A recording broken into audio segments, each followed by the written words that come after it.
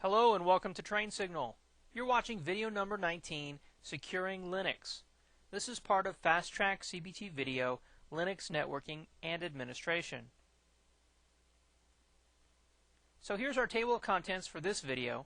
We have lots of important Linux security topics to discuss. We're going to talk about security configuration files, data encryption, system and file integrity, including intrusion detection systems. We're going to talk about special file permissions like set UID and set group ID. We'll talk about password policies, Linux firewalls, how to limit users' access to the system, and then finally SE Linux, or Security Enhanced Linux. So let's talk about security configuration files. And specifically, we're going to talk about Linux Plus Objectives 4.1 and 4.2.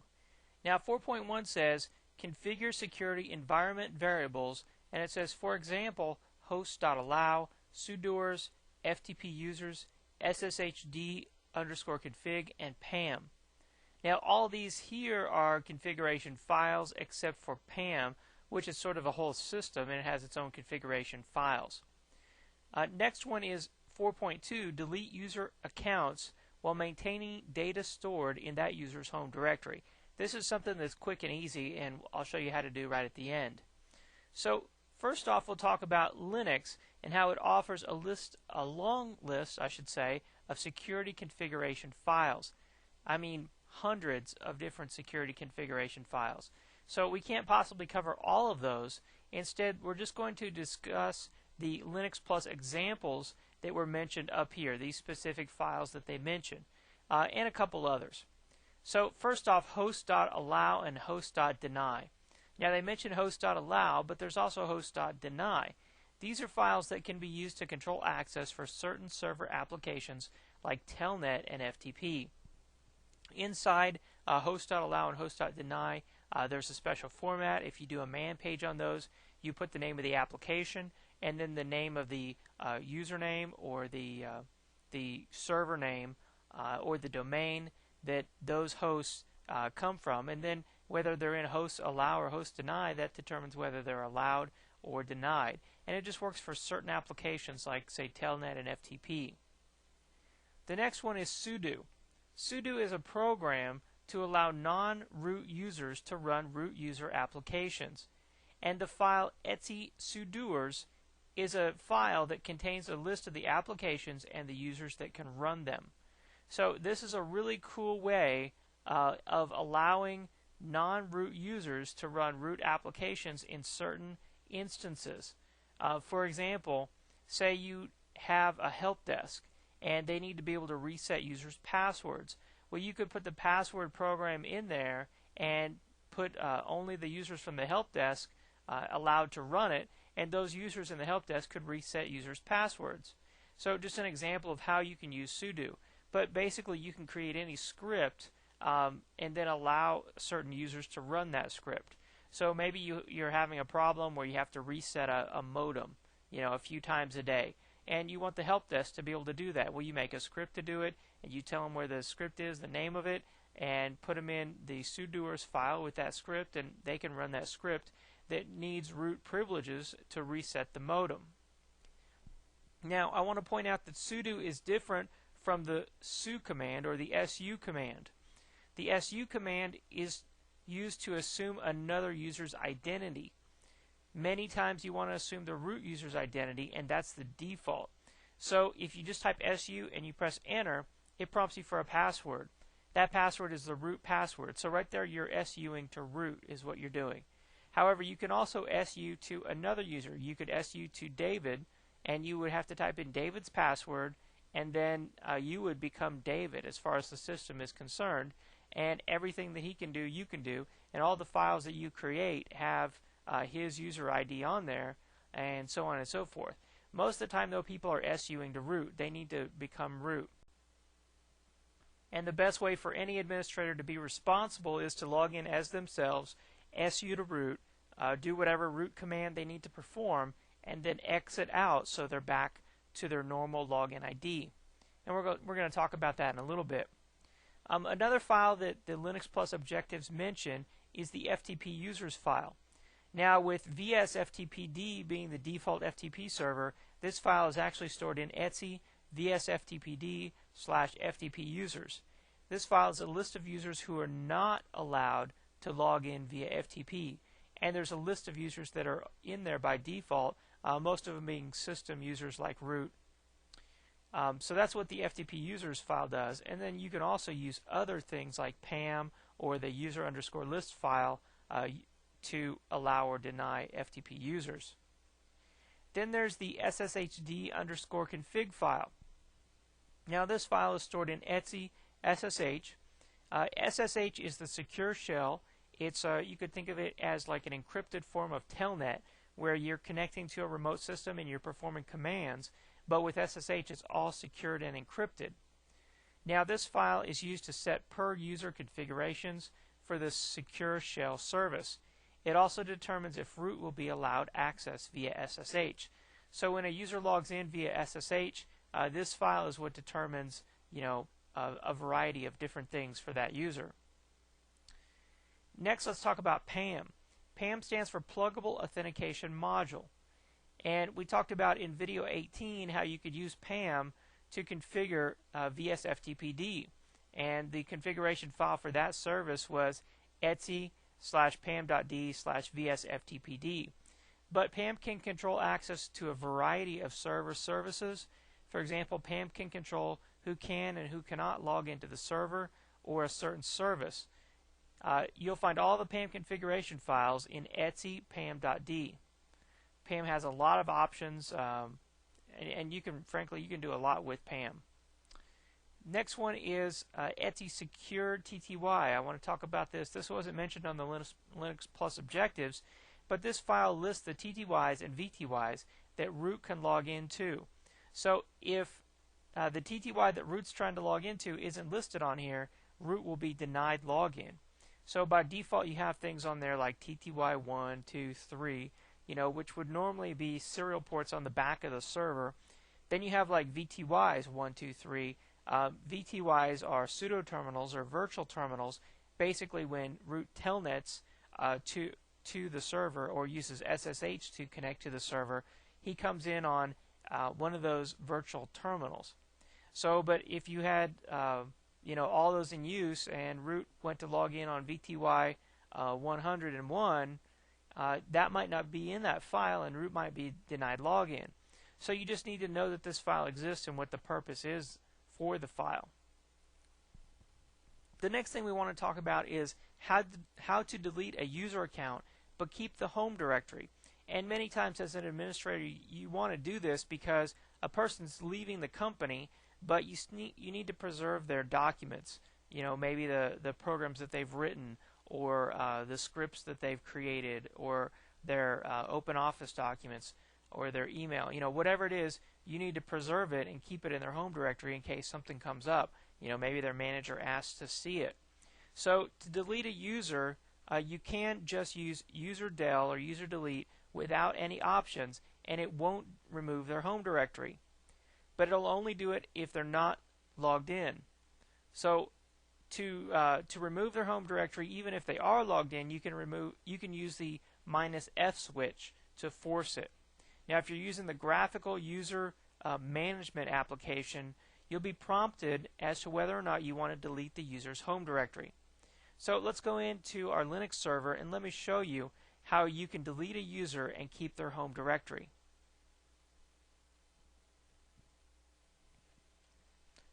Alright, so we're over here on the Big Sky Fishing Supply Company server, and let's go into User Manager. I'm going to go to System, Administration, Users and Groups, and let's say that the manager of the sales department comes to you and he says, I want to delete that user David. He's been fired, but I want to keep his home directory in case I need to look at some of his documents. So here's the user David right here. You notice he's in the sales department. If I go up here and I click delete, first question I get is, do you really want to remove the user? And then down here there's a little checkbox that says delete David's home directory, home/David, and temporary files. And it's checked by default. So all you have to do is uncheck that, and say yes, and it would delete David, but it would keep his home directory. So I'm going to say no, and then let's go do this from the command line. Let me show you how that works. So if I go to Accessories, Terminal, if I type user del David, voila, David's gone. So if I cat etc password grep David, he's no longer in the password file, so he's no longer a user. But if I go over to cd/home and do ls-l, notice here's David's home directory. It still exists. Notice here that the user ID is now in place of his username. So this is an orphaned directory essentially. The user ID for this directory is 501, which was David, but David no longer exists, so it just says 501 because Linux doesn't know who 501 is anymore. So this is an orphaned directory. It really doesn't have an owner other than 501, and 501 isn't a real person. But you did preserve the user's home directory. So now you might want to change the owner of this to root, or you might want to change it to the manager that came to you and said, you know, they wanted to remove David but keep his home directory. So you could change owner of David to the manager, and then the manager could go in there at their leisure and look at David's home directory and documents. So that's how you delete a user and keep their home directory.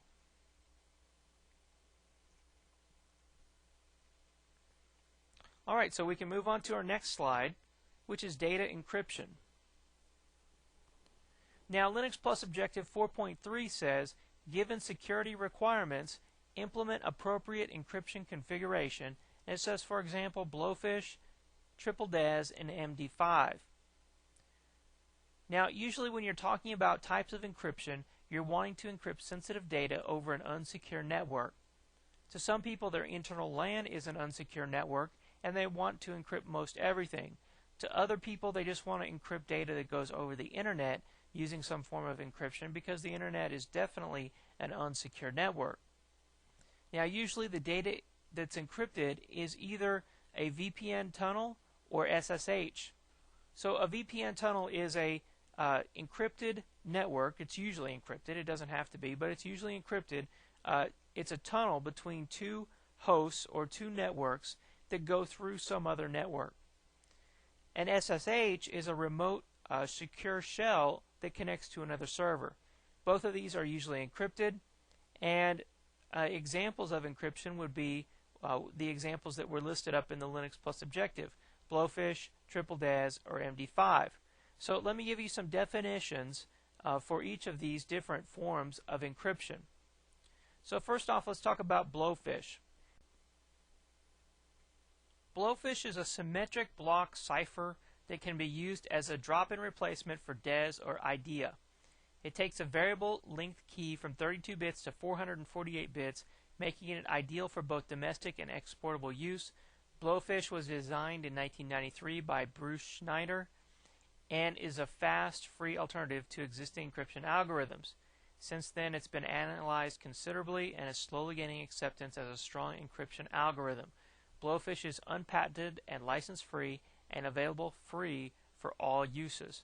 So Blowfish is a type of encryption, and it has a variable length key, so it's very flexible, and it's been around since 1993.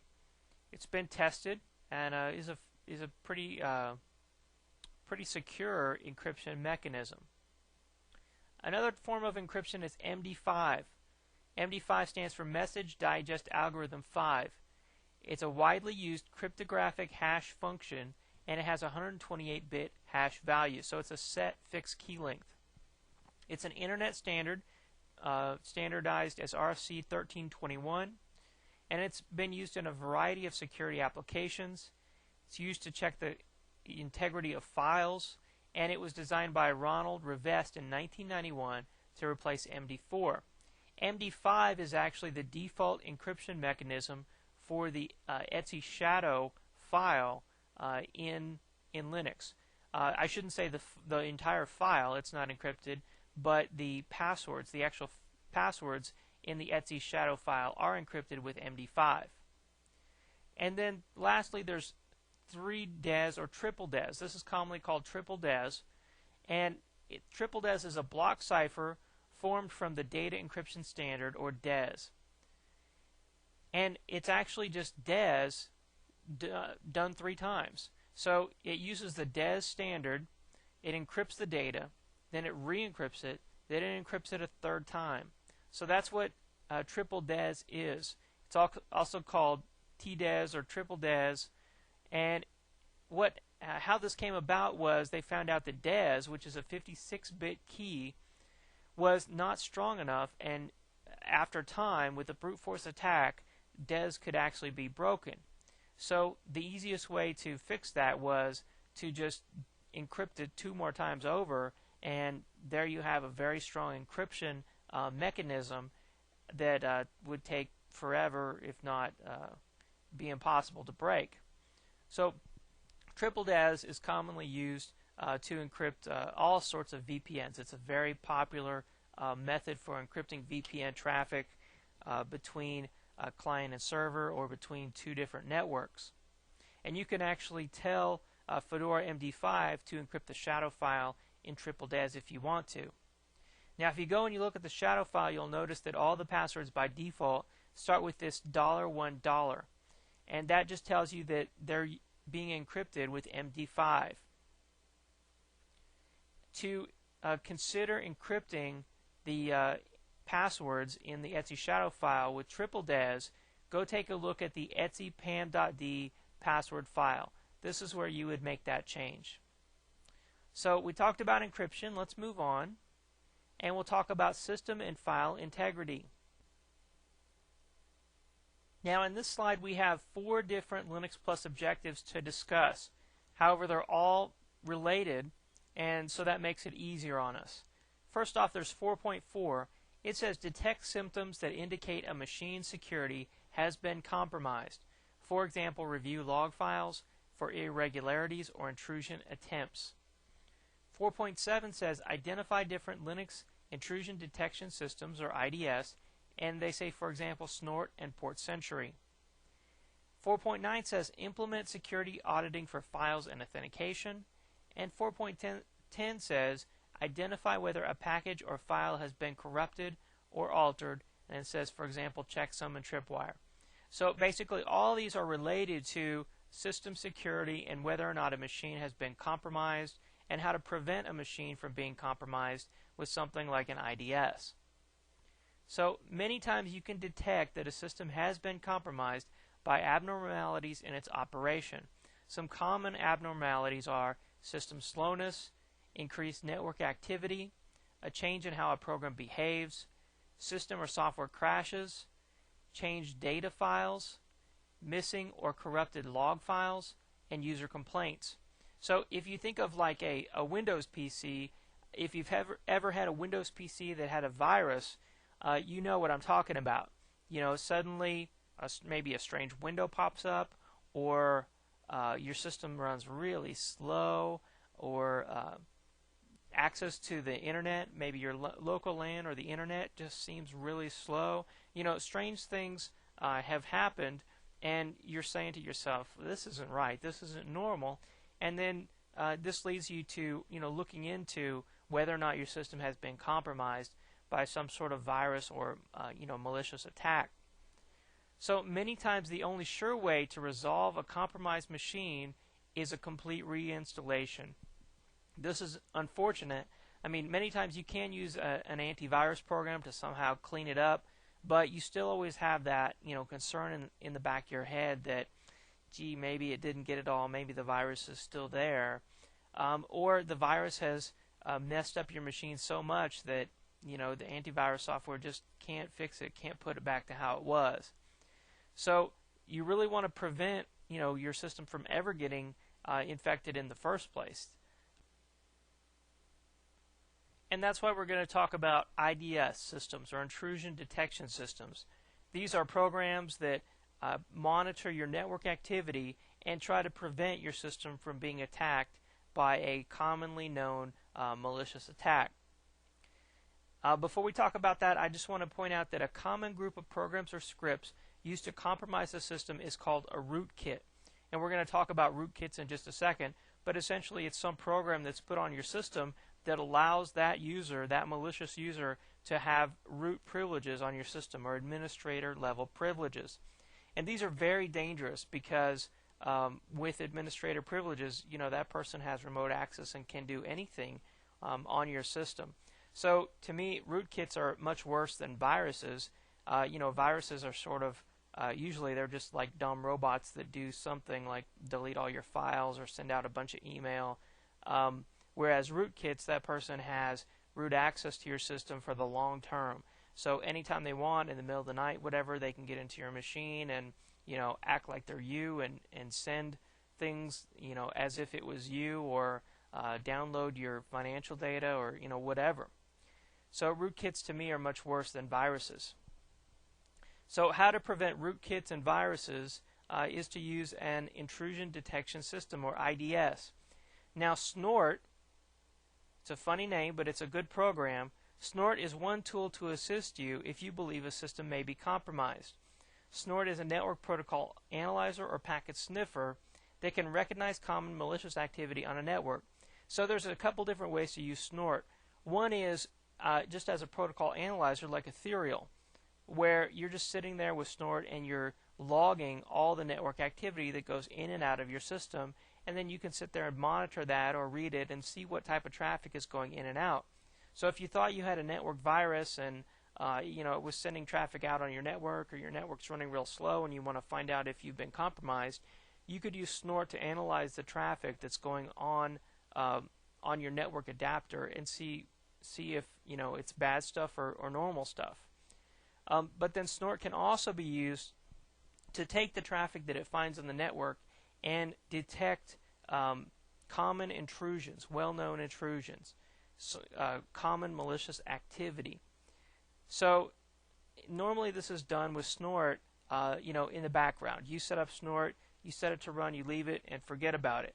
And it just sits there on your network and monitors, and it can take some action when it sees this malicious activity. So it could email you, it could stop that traffic from happening, it could do both, it could log it, and then you could review the logs later.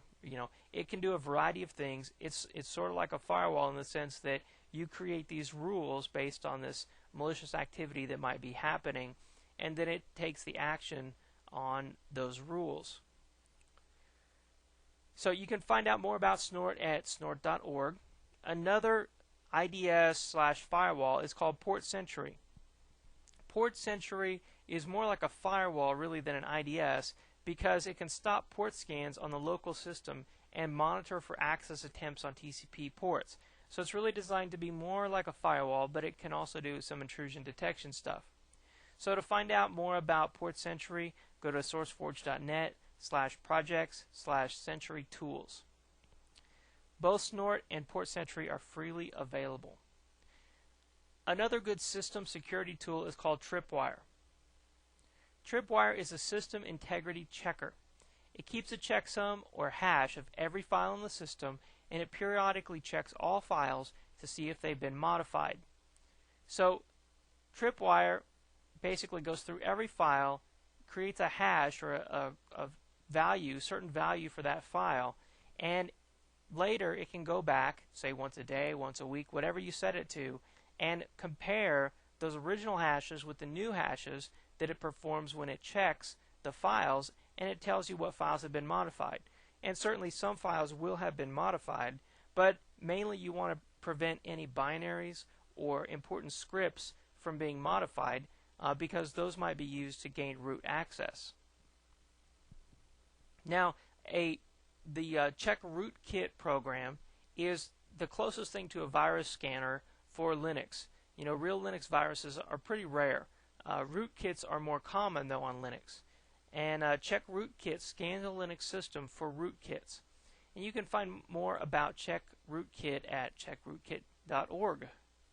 Now, another option to check for system integrity is RPM-V. This is used to verify the integrity of RPM packages. So any package that's been installed with RPM, which is pretty much every application on the system, RPM-V can be used to verify whether or not those packages have been modified. So the packages would be like the configuration files that it installed, as well as the executables.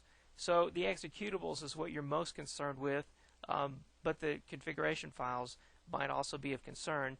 But it's always going to report configuration files, because what do you do when you install a package? Well, you go and you modify the configuration so the configuration file is changed. Monitoring log files is something that every good system administrator should do on a regular basis. In log files, you may find that someone has repeatedly tried to log in and failed, or someone has been trying to become the root user with SU and failed. Sometimes there may be missing entries in the log files that points out to you that someone has been modifying those log files, which of course would be a great security concern, because someone would have to have root access to do that. Now, two very important log files in Fedora Linux are var-log messages and var-log secure. Notice that they both are in var/log. var/log is where a lot of different log files are stored, so you should become familiar with those different log files in that directory. Let's go check out var-log messages and var-log secure and see what these log files tell us.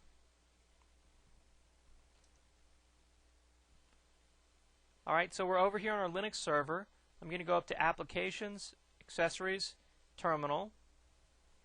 I'm going to cd to /var/log, and let's do an ls.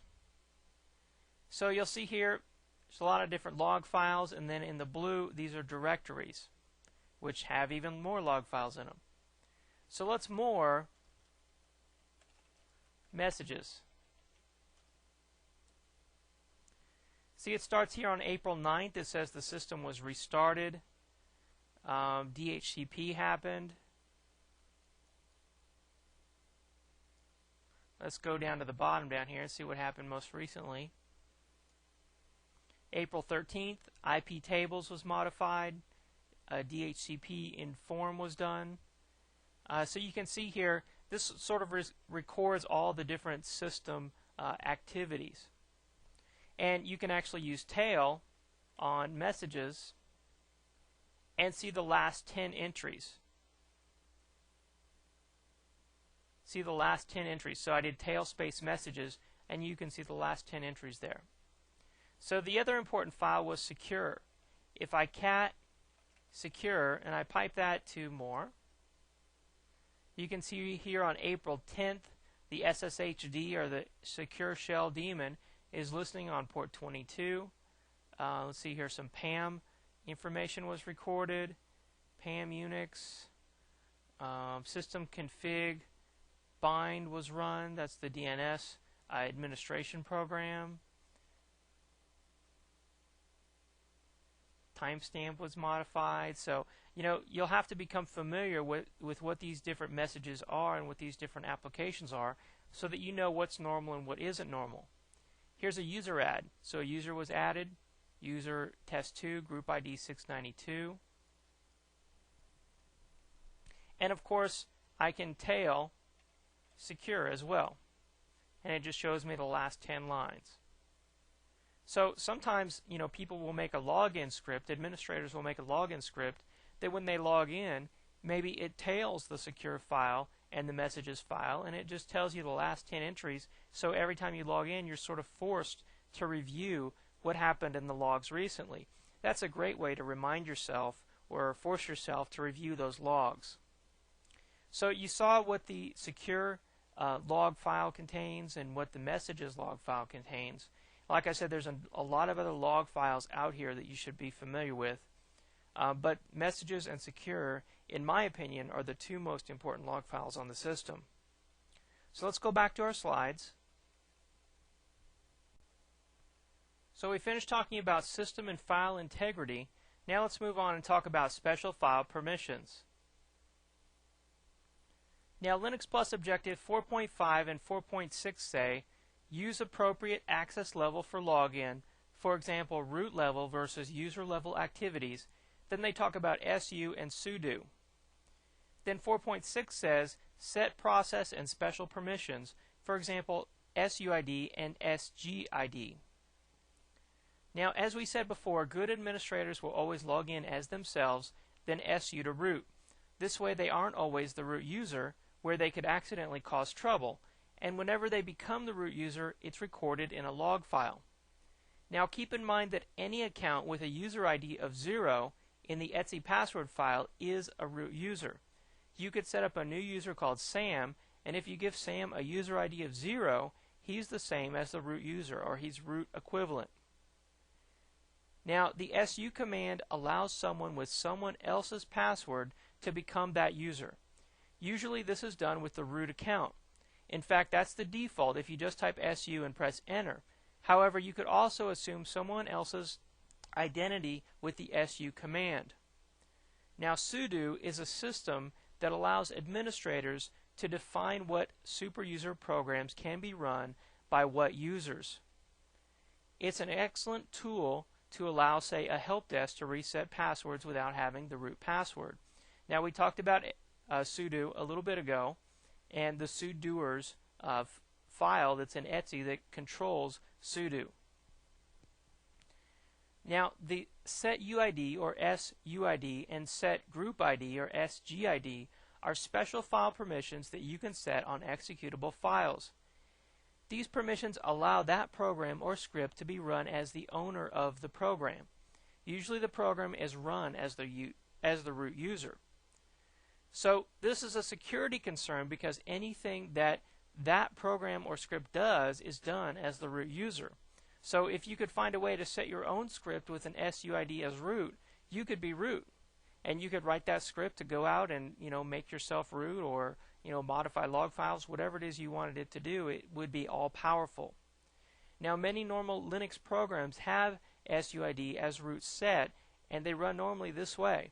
So don't be alarmed if you see this on a system service or a daemon, but be alarmed if you see it on someone's own script, or if they have a program like Korn Shell or Bash Shell copied into their home directory with an SUID bit set on it as root. That's a backdoor for them to get in and become root. Now when you see an SUID program, it'll look like this. The owner's execute bit on the permission string will have this S right there instead of the X that would normally be there.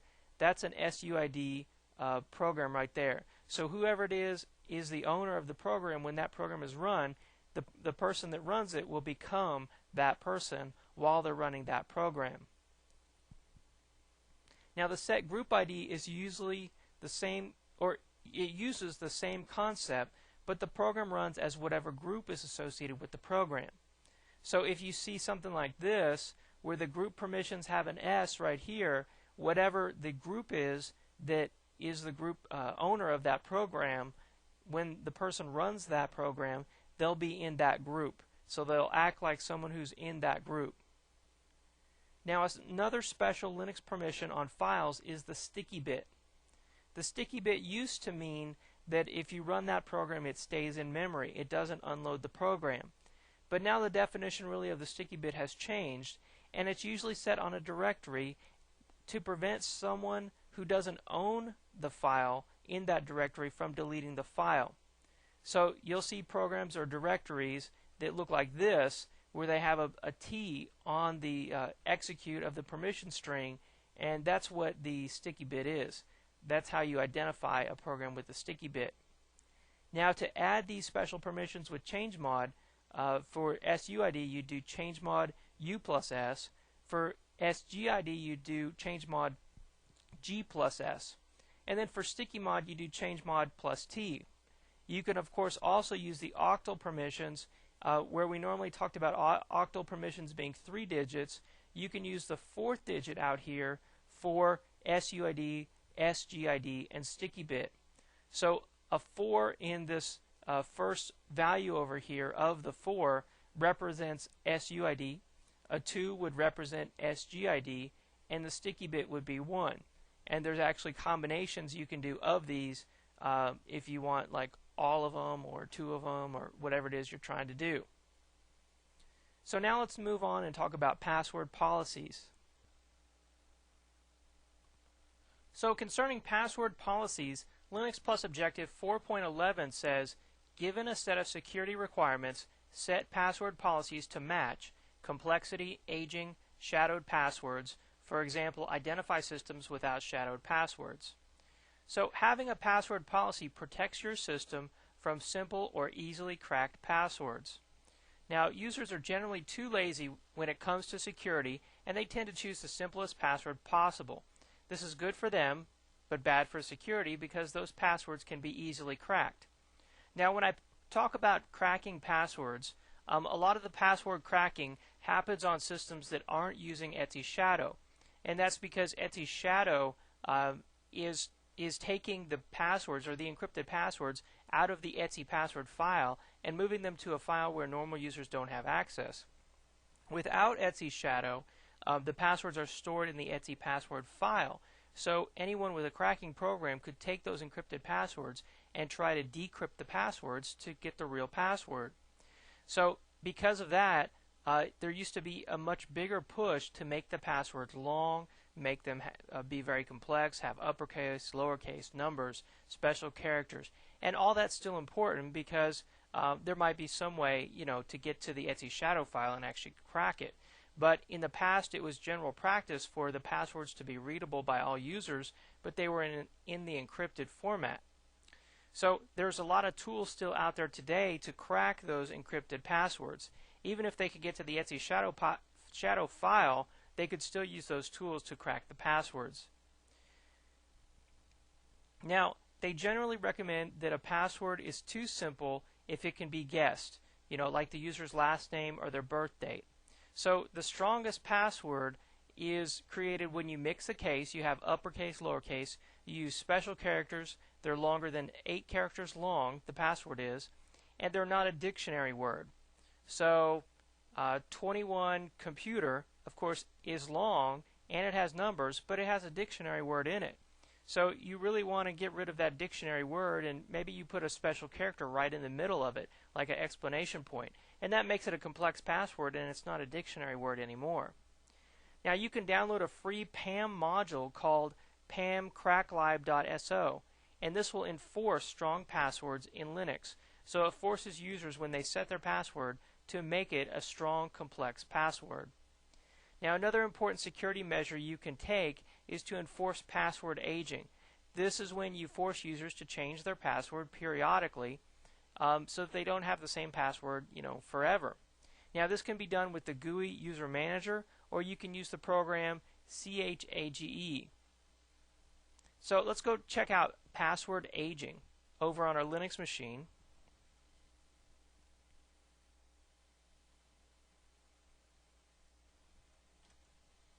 Alright, so to configure password aging, I go to System, Administration, and down to Users and Groups.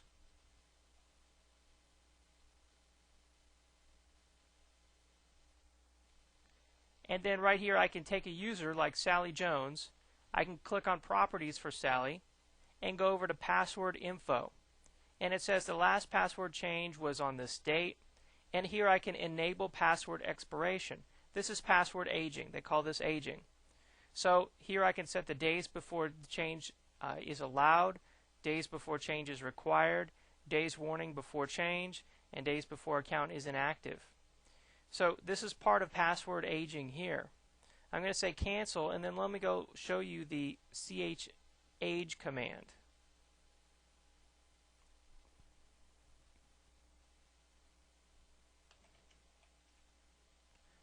So the CHAGE, then you put options, then you put the user's name. So here I can put the last day to change their password, the date the account expires, the password date that it's inactive, show account aging information, set minimum number of days before password change, set expiration date change. So you can use all these things here to control when users are forced to change their password or else their account becomes inactive. So this is a great way to get users to frequently change their passwords. So let's go back to our slides. And now we can move on to the Linux firewall. So concerning Linux firewalls, Linux Plus Objective 4.8 says, given security requirements, implement basic IP tables/IP chains rules. It says note requires knowledge of common ports. Well, to configure any firewall, you're going to have to know some of the common ports. Now, the Linux firewall has been configured in the past with IP Firewall Admin and IP Chains. These were two separate programs used to configure the firewall. Now, today the program to use is called IP Tables, or you can also use the GUI Firewall Configuration Program. Although the GUI Firewall program doesn't offer all the configurations that you can make with the IP Tables program from the command line. Now, you can also download tools from the internet like Firestarter and GuardDog. These are a couple tools that can help you configure the firewall. But to configure the firewall, you're going to have to know common TCP port numbers for common applications. So one common port is FTP, and FTP actually uses two port numbers, port 20 and 21. A lot of people don't think about that when they allow FTP through their firewall. I've had experience with that before where someone says allow FTP, say like on a Cisco router you make an access list to allow FTP, and there's actually two lines you have to add in there. You have to add FTP and then FTP data, and one of these ports is data and one is control or the commands. So if you just add one, like if you just add the commands, what will happen is someone can FTP to the FTP server, they can log in, but when they do a directory listing it just hangs because there's no way to transfer the data back. So it's pretty interesting to try to troubleshoot and figure out, oh yeah, you also need FTP data. So don't forget about both ports. And then there's SSH. SSH uses port 22. Telnet uses port 23. SMTP uses port 25 to send mail. That's your mail server, a simple mail transfer protocol. DNS uses port 53. TFTP, Trivial File Transfer Protocol, uses port 69. HTTP, just regular web requests, use port 80. PopMail, depending on the version, uses port 109 or 110. Samba uses all the different Windows ports like what NetBIOS uses, 137, 138, 139, and 445. VNC, we saw how VNC works, virtual network computing, the remote control software. It uses 5800 to 5999. And then HTTPS, or Secure HTTP, uses port 443. Now, when you use the IP tables command, there's the concept of a filter table. A filter table consists of three chains. Chains are essentially groups of firewall rules. So these different chains are called input, output, and forward. Now the input table, or the input chain, is anything bound for this computer, anything coming in. Output is anything going out, and forward is anything being routed by this computer. So this computer would have to be a router, meaning traffic comes into the network on this computer and goes out another interface to another network to use the forward table. So normally you're not going to be using the forward table. The input table is what you're most commonly working with. Now when you create a rule, you can create rules that are either accept rules, drop rules, or reject rules. So let's go to the Linux firewall and let's create a new rule using the GUI interface, and you can see how this works.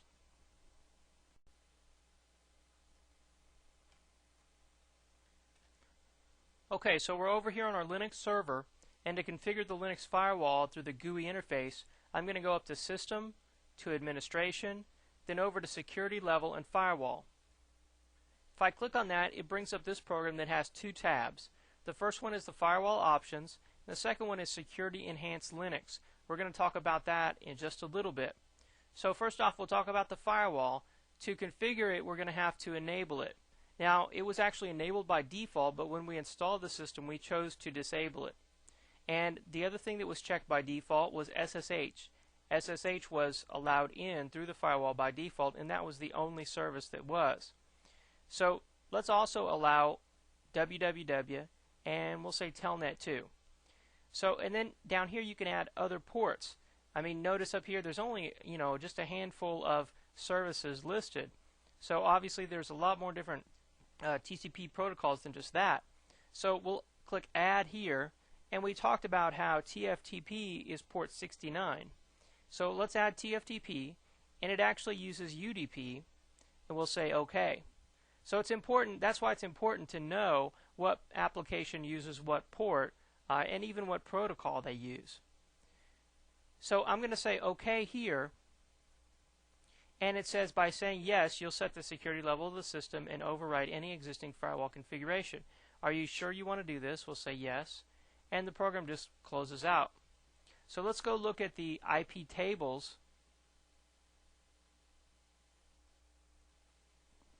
So we'll type IP tables, and it says no command was specified. You actually have to type IP tables list to get a list of the rules. Or you can type IP tables -H for help to get a list of all the different options. So IP tables -- list shows you all the different firewall tables and all the rules that are in those tables. So let me expand this window so you can see it all, and I'm going to do it again. There we go. So you can see all the different chains here. So the first chain is input, policy is accept, and it actually points down here to the Red Hat Firewall 1. And if you go down here to the Red Hat Firewall 1 chain, there's all the different rules. And these are the rules down here that we've been modifying with the GUI program. So it actually, the GUI program modifies a special rule or special chain called Red Hat Firewall 1 input. So then you have the output and the forward table. So these are the three that I talked about here. And because we have this GUI interface, it creates this separate chain down here just for the GUI interface to edit. So if you look at the rules here in this list, you can see obviously there's some rules by default. For example, ICMP or ping is allowed whenever you turn on the firewall. And established connections are allowed. But look down here, here's SSH, here's Telnet, here's HTTP or the web www that we configured, and here's TFTP. So it actually recognized that port 69 and the UDP protocol was TFTP. And then down here there's a reject all rule. So only these protocols are going to be allowed along with ICMP and some other default things. So you use the IP tables command, and you can edit these rules at the command line here. So if I say help, ask for help, you can see here's the syntax where you can append to a chain, delete a matching rule from a chain, insert, delete all, list the rules in a chain, create a new user-defined chain. So it's very configurable, and that's why some of those programs from the web that you can download that modify this and give you a more robust graphical interface, those might be very helpful if you really want to configure the IP tables, interfaces and chains. So let me close out this window and we'll go back to our slides. Alright, so we talked about firewalls. Let's move on to our next slide. Now let's talk about limiting users. So in Linux Plus Objective 4.13 it says set up user level security, and it says, for example, limits on logins, memory usage, and processes. Now the best way to do this is to use PAM. We talked about PAM before. PAM has a lot of security functionality as far as controlling access to the server, to certain applications, and limiting users. Now to limit users with PAM, you edit this file called /limits.conf, and that's where you define limits for each user, and you can define things like the size of the files that the user can create, the time that a process can be in the CPU, the number of concurrent processes, the maximum number of logins per user, and the maximum process priority for each user. So keep that in your mind concerning Linux Plus Objective 4.13 on how to limit users. You edit this file /security-limits.conf. So now let's learn about Security Enhanced Linux.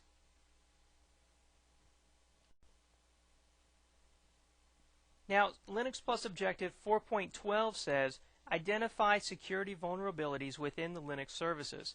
So we're going to talk about that, and we're also going to talk about Security Enhanced Linux. And Security Enhanced Linux is really the best way to prevent those vulnerabilities from being exploited within the Linux services.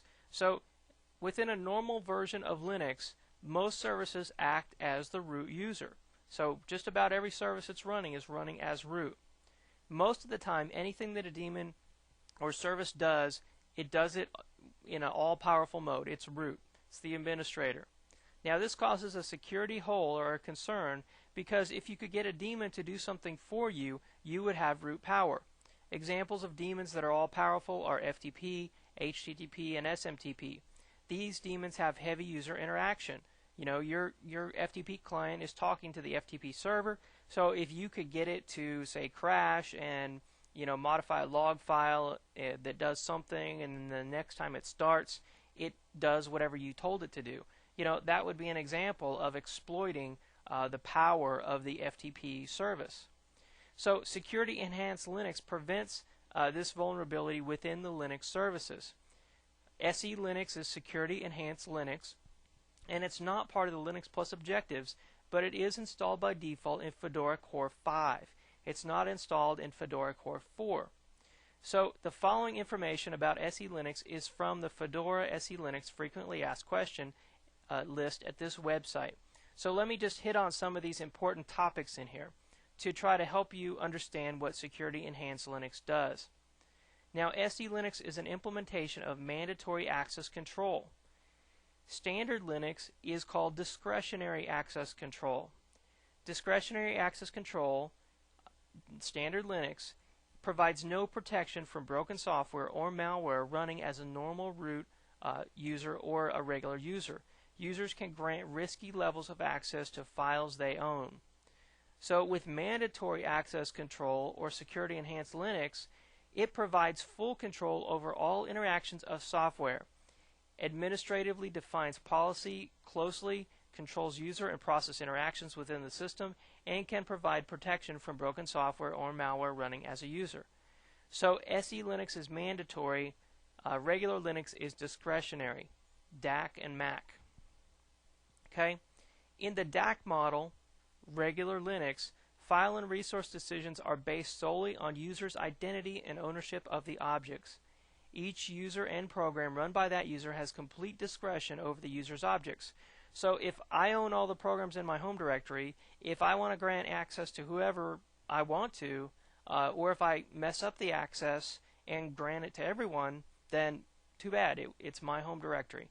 Right? So that's a security concern, because users aren't that good at granting access and they don't always understand security. Then there can also be bad software that you install. You can accidentally install a rootkit when you're installing some other package. If the user is a super user, and a lot of times when you're root, you know, you're installing applications, and the application is a set UID or set group ID. Remember we talked about SUID and SGID. To root, these processes can have root level control over the entire file system. So installing applications, if it's the wrong application, it can be dangerous. It could mess up your system and give someone full access. So with Security Enhanced Linux, or the mandatory access control, it doesn't suffer from these problems. You can administratively define a security policy over all processes and objects. You can control all processes and objects through SE Linux. Now, decisions are based on all security and relevant information, not just on the authenticated user ID. So essentially you have this policy over the whole system and the security of the system, what can be done and who can do it. Now, mandatory access control under SE Linux allows you to provide greater granular permissions for all subjects, which are users, programs, and processes, and all objects, which are files and devices. So think of subjects and processes and objects as the target of process or operation. So that just means SE Linux is what is going to control all these things for you. You can safely grant a process only the permissions it needs to perform its function and no more. And that's what good security is all about, is giving the user or the process the ability to do exactly what they need to do to get their job done and nothing else, right? That's what we all try to do with security. So you need a security model that supports you in doing that. Now, the easiest way to configure and work with SE Linux is through Fedora's GUI tool called System Config Security Level. And we were just in this when we were configuring the firewall. It's the same place you go to configure Security Enhanced Linux. And of course, there's always command line ways to configure security enhanced Linux as well. And just like everything else, those command line ways give you a lot more control and a lot more options than the GUI configuration. But on the other hand, they're also harder to use. So let's go take a look at this tool. So I'm going to go back up to System, Administration, and Security level. And if I click on the SE Linux tab here, it says SE Linux setting is permissive right now. Now the three options are enforcing, permissive, and disabled. When we installed this Fedora machine, the default was enforcing. We chose permissive. Enforcing is going to automatically stop users, and the default policy is going to be used, and only certain things can happen with the default policy. Permissive is going to allow everything, but things that it would have stopped if it were in enforcing mode, it's going to send the administrator an email, or it's going to put it in a log so that you can see what it would have done. And over time you can tweak your policy so that hopefully when you move into the enforcing mode, no users are affected and none of your programs just stop working. And then disabled, of course, would be off for the whole system. So here you can modify the security enhanced Linux policy. So this to me is a lot like in Windows when you have rights. You grant a user the right to shut down the machine, or a group the right to shut down the machine, or act as a service, or log on to the console, things like that. So this is sort of the same thing here. You can, let's look at some of these that are relevant. Here's cron. It says disable SE Linux protection for the cron daemon. So by default it's on. Here you can check it to be off. There's things here like FTP. You can here allow FTP to run directly without the inetd. So with that checked off, FTP couldn't run unless it was being run under the FTP or the inetd. Here you can allow FTP to read and write files in the user's home directories. Here you can completely disable SE Linux protection for the FTP daemon. Here's settings for the HTTP service. Allow HTTPD to read home directories. Disable SE Linux protection for the HTTP daemon.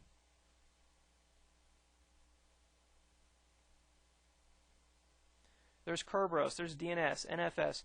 Just about all the different network services are listed in here. And of course, if something isn't listed in here, you may need to go, create your own text file and modify the configuration files for SE Linux. So this is the GUI tool for SE Linux, and this is the easiest way to configure it. Of course, it doesn't give you all the options that you could ever want to do, but it is an easy way to configure it. There's the three different levels: enforcing, permissive, and disabled. And right now we're just going to leave it on permissive to make sure it doesn't interfere with anything that we're trying to do. So let me cancel this out, and let's go back to our slides.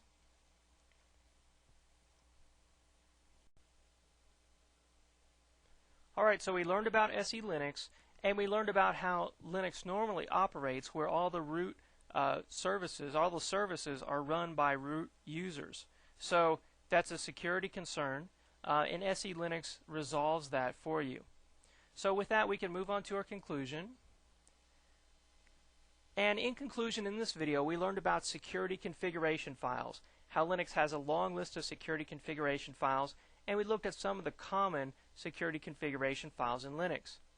We talked about data encryption. We learned about DES, MD5, Blowfish, Triple DES, a variety of encryption technologies that are available, and how the Etsy shadow file by default encrypts the passwords with MD5 encryption.